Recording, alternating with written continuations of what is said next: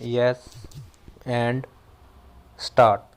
So far as the argument raised by the learned counsel for the accused with regard to the witnesses being closely related and no independent witness has come to support the prosecution case, we would like to mention that it is the settled legal proposition that evidence of undisputedly interested witnesses or related witnesses cannot be discarded outright on that very sole ground.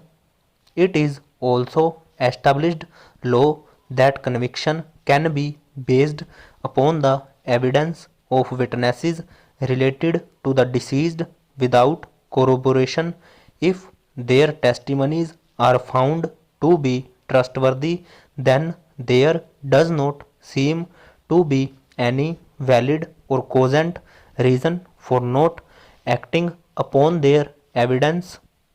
Because of their relationship, they cannot be considered to be inclined to spare the real culprits or falsely involve the accused persons.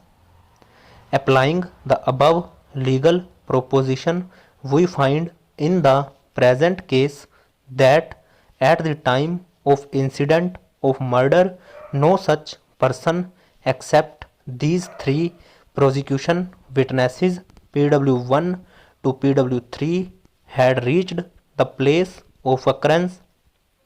The incident happened in the early hours of the morning.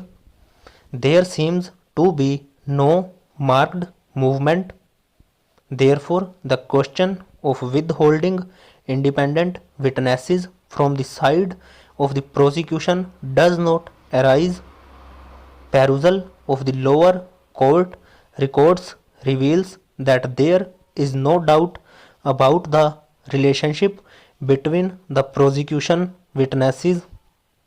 As per their statements, all the three witnesses were closely related.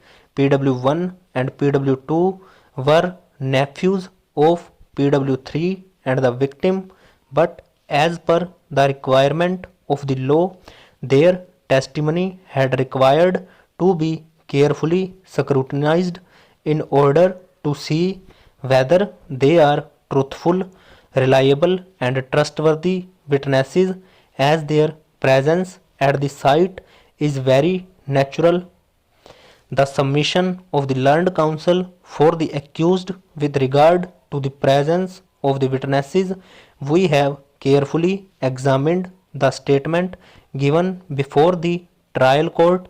PW1 Jamuna stated in his statement that at the time of the incident he was present near the well, and another witness, Baldev, was also standing nearby from that place.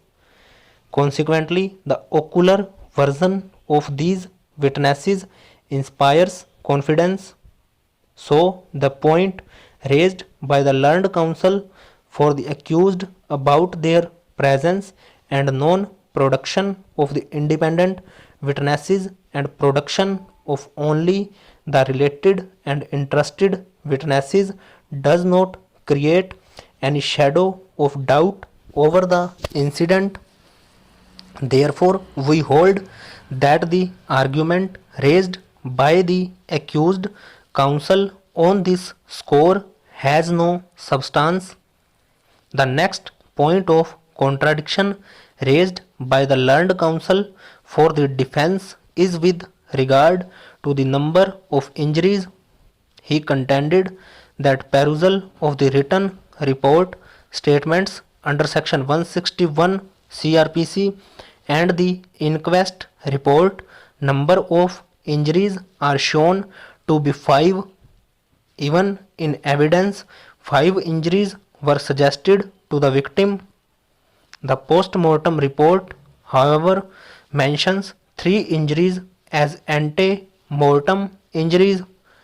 Under these circumstances, the testimony of the prosecution witnesses PW1 to PW3 have been challenged and asserted that they have not seen the incident.